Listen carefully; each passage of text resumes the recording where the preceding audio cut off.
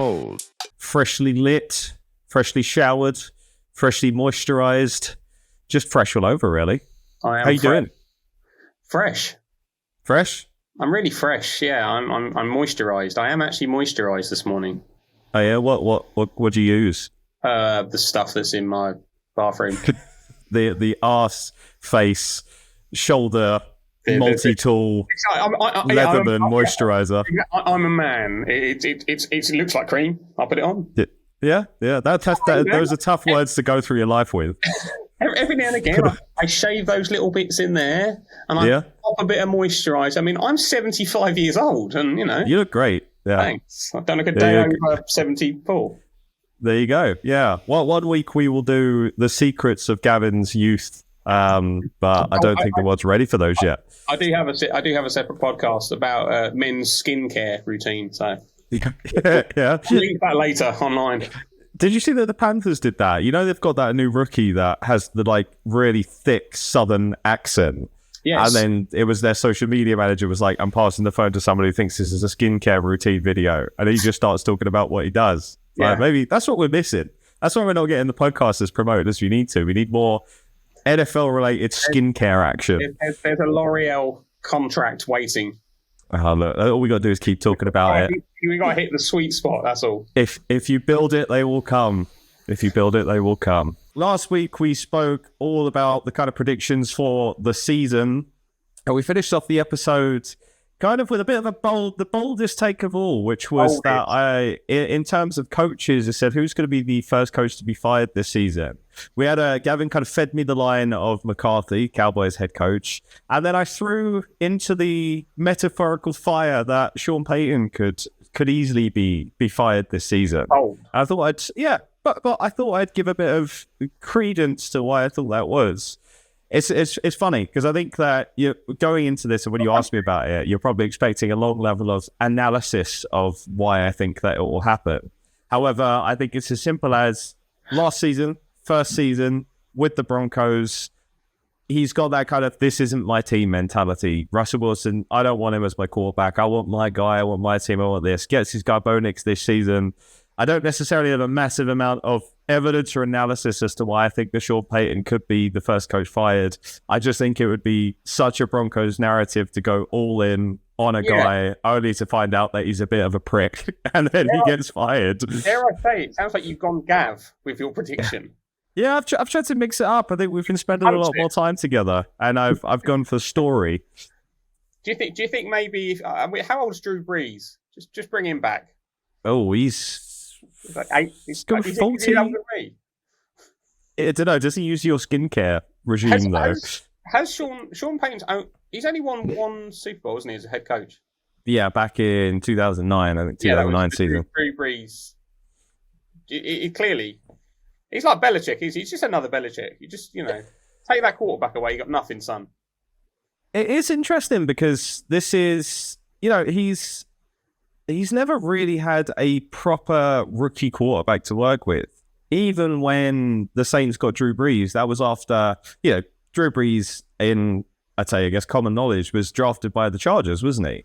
Yes. And then he had the first few seasons where he was really good in that. He had I believe it was a shoulder injury.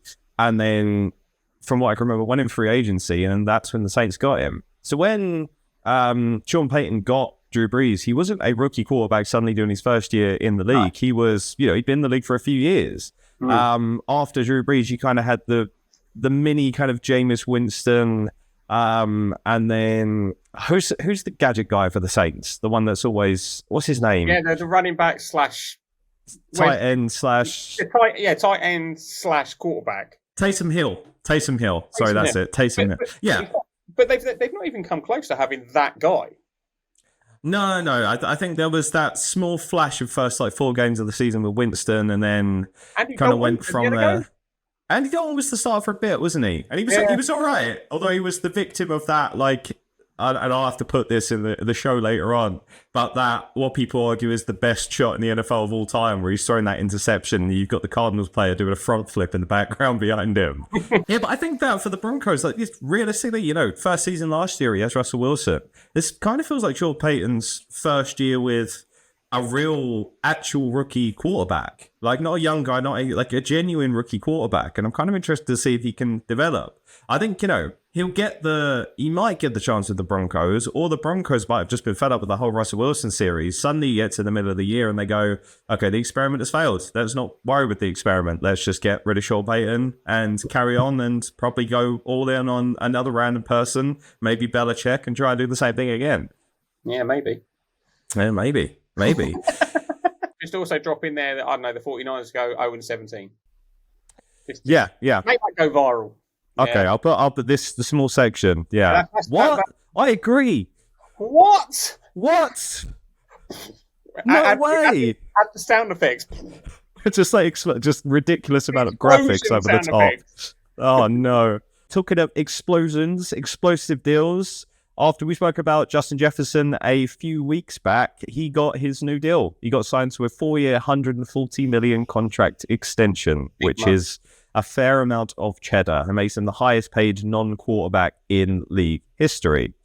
What's your impression on that? Do you like it? Do you like it for the Vikings? I won't be seeing him in Audis anymore, will I? Let's be honest. He's straight to Waitrose now.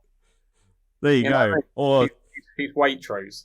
Or I don't know what the American equivalent is. The thing is, I suppose as a Vikings, you've just you've got rid of Kirk Cousins. There's only so many of your stars that you can see go out the door, isn't there? And he is. Would you say he's number one wide receiver in the league? In the league. I think it's hard to argue with that. You look at even last year, he misses 5-6 games and still puts up 1,000 receiving yards, and it's just in terms of how he gets open, it's incredible. And I think that arguably, say what you will about Kirk Cousins, and we've spoken about him in kind of a lot of detail. Like, he's not necessarily that the top MVP level quarterback. Suddenly you maybe put Justin Jefferson with a developed JJ McCarthy, and then he is even better. Yeah, you look at his first 4 seasons in the NFL, he's up there with the greatest starts to an NFL season for a wide receiver ever, and he's only going to be 25 to start the season. To start this season, the only arguably better season was Randy Moss, who was put up in his first 4 seasons, put up 25 more touchdowns than Jefferson did. We've seen him with Kirk Cousins. We've seen what he could do there. Maybe now is actually where we see an even better Jefferson, which to some people I think is not possible, but the touchdowns are the only thing that could be improved in that situation. In terms of top targets and top players, like the running back room, Ty Chandler, Aaron Jones, wide receivers, 2 first-rounders, Justin Jefferson, arguably the best in the league. I think the best wide receiver in the league. Yep. And then Jordan Addison behind him, another first-round receiver who had double-digit touchdowns last season. You look at the tight ends, obviously TJ Hopkinson. And then the O-line, they're set at left tackle with Darrishaw, but everyone else kind of feels like they're above average. Okay. So realistically, the pieces around it for a guy going into being a first-round pick going into a team, arguably has all the pieces. I think the missing part for the Vikings is the depth behind those guys. Realistically, if Jefferson goes down with another injury, you have Addison and then not really anyone behind him. If Hockenson goes down with another injury, you don't really have the depth behind him. So I think that's the only issue for the Vikings. If everyone stays fit, you're saying Sam Darnold MVP? Yes.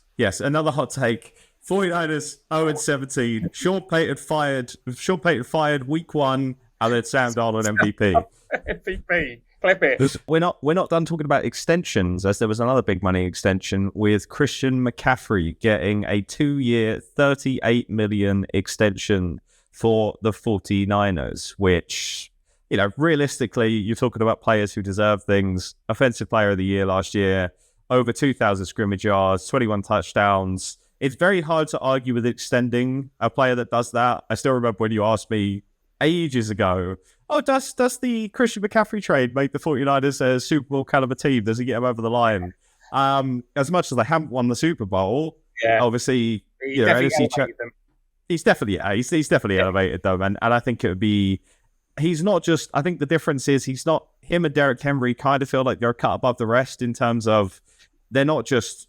Derrick Henry is an absolute freak of nature who you can give the ball to 30 times a game and he'll just destroy a defense. In a very good way. More like Hulk than Frankenstein, I feel like is the best way. Nice.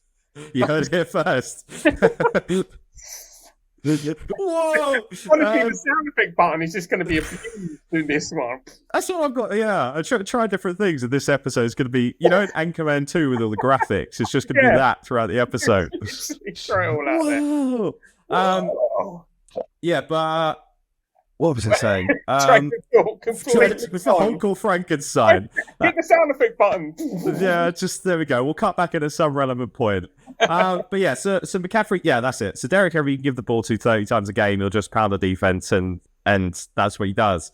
McCaffrey, you can put him at quarterback, you can put him at running back, you can have him run routes, you can do kind of everything you need in an offense. He's not just a running back who you give the ball to and that's it. Like, he's a gadget player who can lead the league in rushing yards. And also, it's not like, I mean, well, actually, it's not like there's any questions of him deteriorating. Like obviously with Zeke, and you sort of start to see it's taken his toll.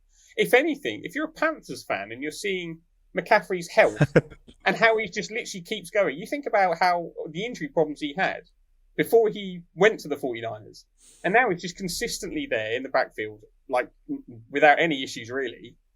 And yeah, I mean, that's a 2-year extension. It's an absolute no-brainer. Yeah, and I think that's the thing. It's like, it's kind of the Raheem Mostert story, isn't it? Although he's 31, the injuries which started his career and kind of worked against him are now working for him, because the injuries that keep him out for a season or 2 seasons that are in one specific place in your body, of course that sucks. Of course, that's terrible, but that means you're not putting wear and tear on the rest of your body. So if you're able to rehab and bring it back, and these guys are such top athletes that they can do that, suddenly then at the age of 31, he's not played as many games as it's like running, who have literally just kept sort of grinding it out, which is obviously what's happened to Zeke. And you look at McCaffrey and go, he's 28 now. So 2 years, that'll put him at 30 at the end of this extension. But the mileage on him in comparison to even say someone like Derrick Henry, the amount of rushing attempts and passes and hits and everything like that they've received is a lot lower. So as much as the injuries were not great for McCaffrey, and there was the questions of his injury history and all that, at the end of the day, now he is a lot fresher than a lot of other running backs who are at the same age. For the Niners, who I'd say are definitely still in their Super Bowl window, it really makes sense to keep all of your players as long as you possibly can, and a guy that was so good for you last season. Yeah. They are, would you say they're still favourites for the NFC? Yeah, I think so. I think the Chiefs have improved in the offseason. I feel like the Niners get in... Purcell, the rookie wide receiver, in there, gives them leeway with what they want to do in terms of if they trade Ayuk or if they trade Samuel. But I think that realistically, the Niners, I feel like, improved in the offseason as well. And I think that when your 2 teams are that good, and when your coach is that good, and your coordinators are that good, it's hard to bet against them. And in history, when you're talking about teams like the Ravens who can't get to the Super Bowl and can't get those big wins, at the end of the day, the Niners took the Chiefs, who have been the best team in the league for arguably the last 5-6 years, to 3 points in the Super Bowl in overtime. That's it. It's not like that game was a complete blowout where they it's the game to win in the NFL is hard.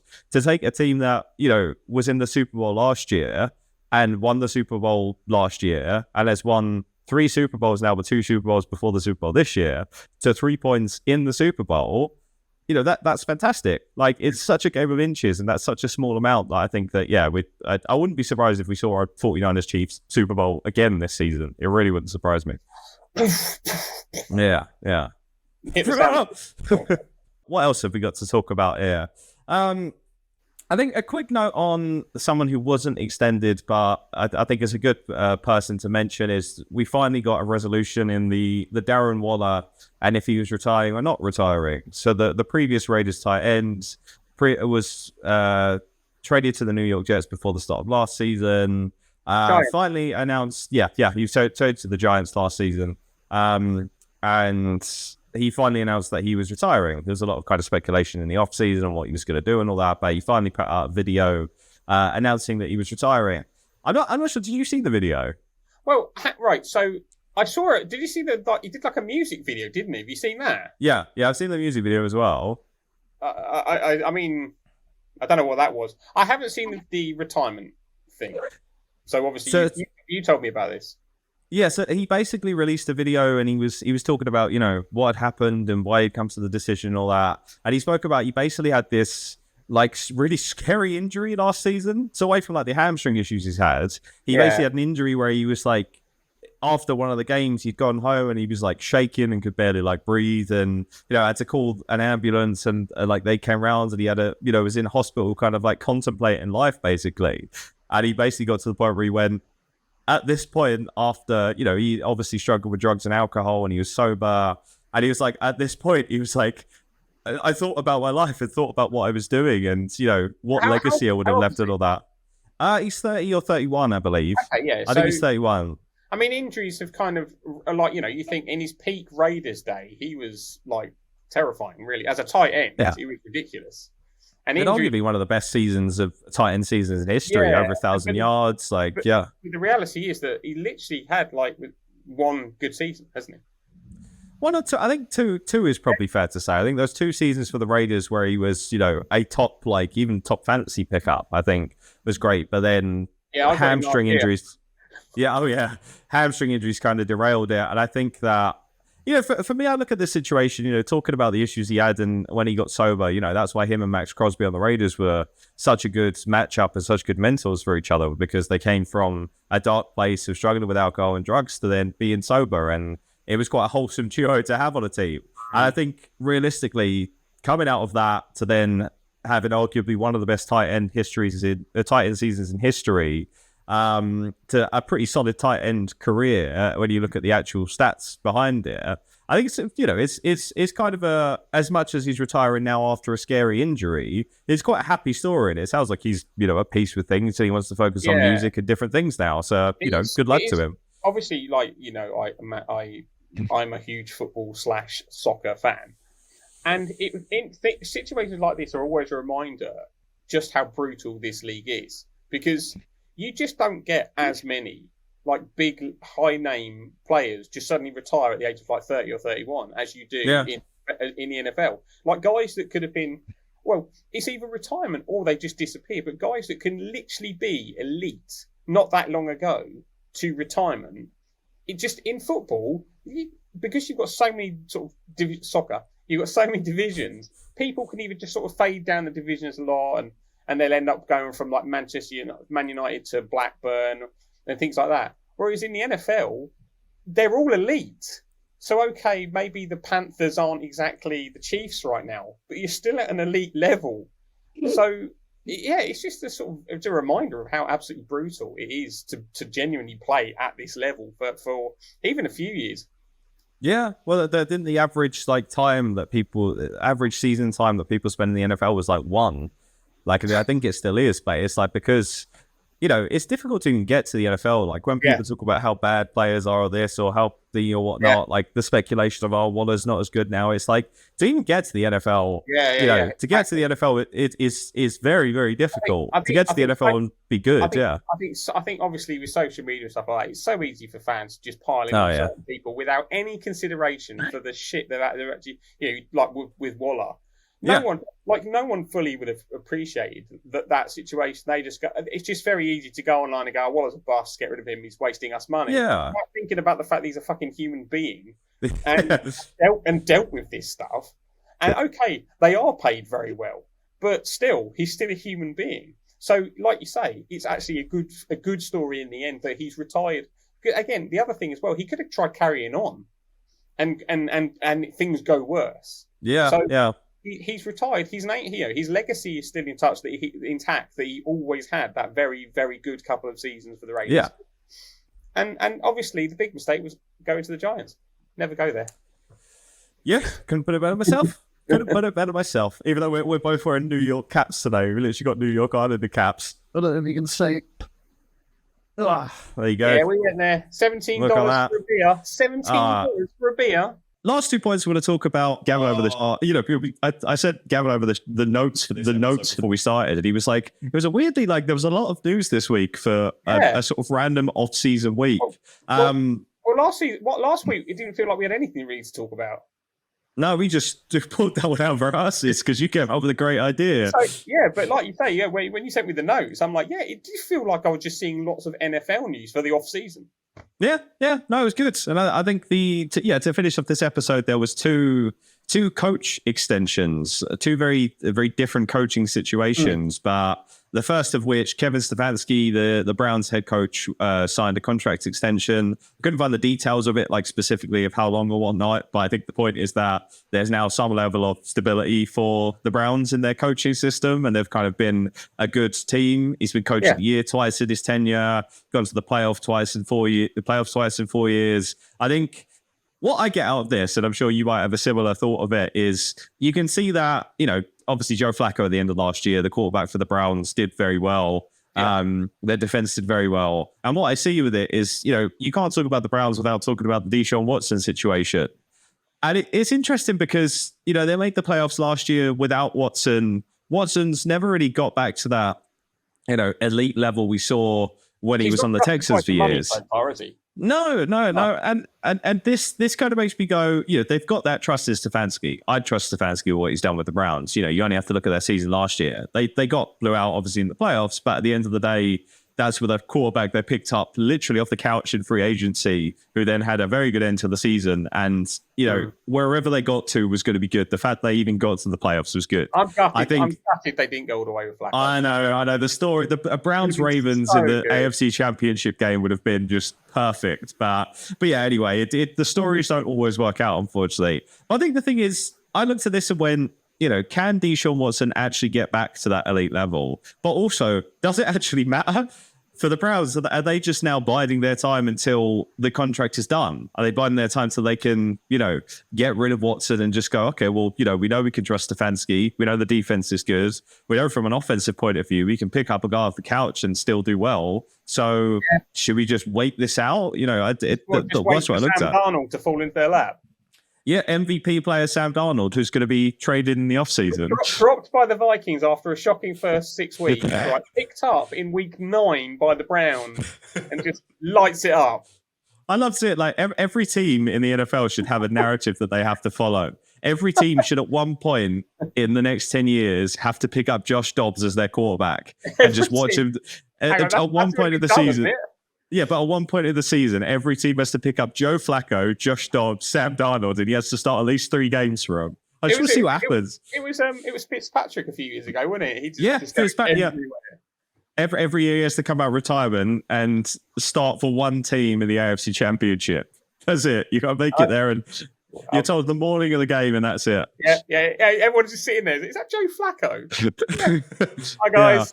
Yeah. Bill, what people paid to see: Ravens versus Chiefs, Joe Flacco versus Ryan Fitzpatrick. That's it. Damn right. I'd pay. I think it's something to monitor. Not Fitzpatrick versus Joe Flacco, but I think with what happens with the Browns, and like I said, I think they trust Stefanski. I don't necessarily think they're as bothered about the Deshaun Watson situation now. I think it could be quite logically a place where they let the contract play out. They've still got a lot of young players there. Myles Garrett just came off the Defensive Player of the Year season. They've got young receivers. They picked up Jerry Jeudy in the offseason. They've still got Cooper. I think that they've got the pieces there. Obviously, Nick Chubb's coming off an injury, but I think for the Browns, they're going, this is a pivotal season in terms of what can Watson do.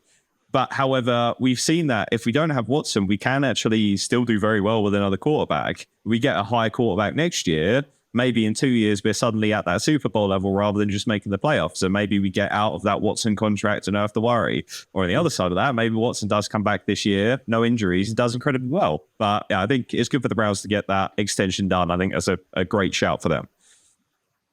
I agree. There we go. Now on to the last part of the episode, another coach extension. Mike Tomlin, Steelers head coach for a very, very long time now, signed a 3-year contract extension that takes him through to the 2027 season. He's never had a losing season in the NFL, which is obviously the big, fact and big stat that comes around when you talk about Mike Tomlin. What's that? I did quickly Google Mike Tomlin just before we did this episode.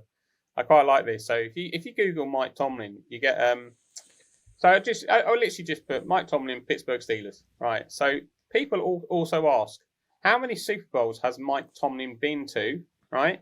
Second question, does Mike Tomlin have a wife? like who's Googling that? And what was why are those the top two as well? It's like someone goes, okay, well, has how many Super Bowls has he won? How many Super Bowls has he been to? Also, I want to know what his wife thinks about this. That was the point I was going to make, right? Like, how many Super Bowls has Mike Tomlin been to? Completely understand that one. How many has he won? Surely would be the second question. Yeah. Does Mike Tomlin have a wife? It's such a bizarre thing. Anyway, there was that. He's been to a few. Is the answer? Yeah. And he's won one. 1-1 wife or. He's won a wife. Hey, there you go. Yeah. Well, I think the conversation around Tomlin, like you say, he's got that Super Bowl win, but the Steelers have been associated with a lot of mediocrity for the last however many 9-8, 10-7 seasons they've had. And this is the thing with Tomlin. You go, okay, great, you've not had a losing season, but you also haven't had a playoff win since 2016. So, other than the fact that they did actually win 2 Super Bowls since 2000, there's a little bit of a Cowboys-iness about them, isn't there? Whereby it's kind of good enough to always kind of not look shit. They've never, like you think about the Browns a few years ago and how bad they were. Oh yeah. The problem is you're kind of in this limbo, aren't you? Whereby you're not too terrible to rip the whole thing up and start again, but you're not too good to win it. So you never get in the highest draft picks, and it's like, okay, it's stick or twist, isn't it? And obviously they stick, because the reality is that since they lost peak Ben Roethlisberger, they've not really done anything. Yeah, and a little bit like Sean Payton in some respects, isn't it? The minute he lost Drew Brees, So yeah, with the Steelers, I would you have kept him? No, I wouldn't have. I think that it's not just a story of what the coach does. It's also that when you look at the coordinators, obviously the head coach has the say in who he hires as offensive and defensive coordinator. Matt Canada, the previous offensive coordinator, had them ranked awfully in his tenure as offensive coordinator. The last coordinator they had when they won a playoff game was Todd Haley, who they let go at the end of his contract back in 2017 or whatever it was. If the fact that the Steelers have stuck in mediocrity, the fact that Matt Canada is there and they've had that, he's obviously had to make the firing, but it shows that Tomlin's not hiring the coordinators to get them over the line. You look at Dan Campbell with the Lions, the second any of his coordinators aren't pulling their weight and doing what they need to do, he fires and goes for someone better. And now they've got Ben Johnson as offensive coordinator. Their defense is improving. And they made the NFC Championship last year and was within a very small amount of making the Super Bowl. There's nothing that I look at the Lions and I go, exciting. I look at the 49ers and I go, exciting. I look at the Chiefs, exciting. Ravens. I look at all these teams and go, they're exciting. Nothing about this for the I look at the Stefanski being extended for the Browns. I look at that and go, okay, that's exciting. They're an exciting team for the future. I don't look at this and go, I'm massively excited. I think that, he's obviously got arguably the best quarterback or quarterbacks he's had since Roethlisberger retired. Yeah. But it's just a lot of the same. There's still question marks over those quarterbacks. Yeah, that's what I mean. It's not like suddenly, Russell Wilson might suddenly get back to playing at the MVP level he used to play at. Or it might just be the same, or he plays at a good level and they go 10-7 again and they make the playoffs and lose. That whole quarterback situation in Pittsburgh is wild, isn't it, really? Yeah. It is when you've got 2 potential number ones, or also exactly. 2 potential backups. Well, yeah, that's the thing, isn't it? The reality is that, that's probably, when you look at the whole narrative of the next season to come, it's one of the most interesting things to watch because, the Pittsburgh, they're not exactly the greatest team, so whoever starts as quarterback is already under pressure day one. Yeah. It'll be really interesting to see how it plays out. I think so. I think that I think you're right with the whole Tomlin situation in terms of it's very reminiscent of the Cowboys. Mike Tomlin has been a head coach for how many years he's been a head coach, but he has been a head coach since at least 2019. And this is relevant because he hasn't had a playoff win since 2016. Jason Garrett, who hasn't been a head coach since 2019, since that season, has a playoff win more recent than Mike Tomlin. Jason Garrett? Yeah. Jason Garrett won a playoff game as head coach for Dallas in 2018. and he still has a more recent playoff win than Mike Tomlin does. He's been out of the league for 4 years. Really? Yeah. There you go. That's that. I feel like that tells you all you need to know about the situation. It is. I'm not sure I would have extended him. I think that it's that classic thing of doing the same thing over and over again and expecting different results is the definition of insanity. I think this year, realistically, you've now got a chance at a top quarterback potentially on this team. If they go through the same process, end up having the same season and the same results and all that, I think that, maybe he doesn't see out the extension. But nonetheless, we'll see. And we can monitor this going forward. Okay. But anyway, lovely. Thanks for joining us for another episode. That was fun. Hopefully there's just a same amount of news in the next week, because that was decent to have a lot to actually talk about this episode. Next week's episode already locked in. Yeah, next week's episode, we will be picking our top fantasy team. So our top players from the league on who we think is going to be quarterback, wide receiver. Current crop. Like, we're not talking like all time. We're talking, who would you have as your top players from this 2024? Yeah, who's gonna rule the roost at every single position for fantasy football for a team? That's what we'll be chatting about next week. Follow us on Instagram at ClutchdownPod. I post reels all the time where you can join in the discussion of everything we've spoken about in the episodes. Tell us we're wrong. Tell us we're right. Tell us about how much you love Gavin's skincare routine. Just give us your opinions on things. That's all we need. After that, YouTube every week is where we upload the video episode at ClutchdownPod. I also post shorts on there, so you can join in the discussion there if YouTube is your preferred place. We're on Spotify. We're on Apple Podcasts. Basically, wherever you can get your podcasts, type in Clutchdown Podcast. We're there every week. We're here for you. That's all you need. See you again next week.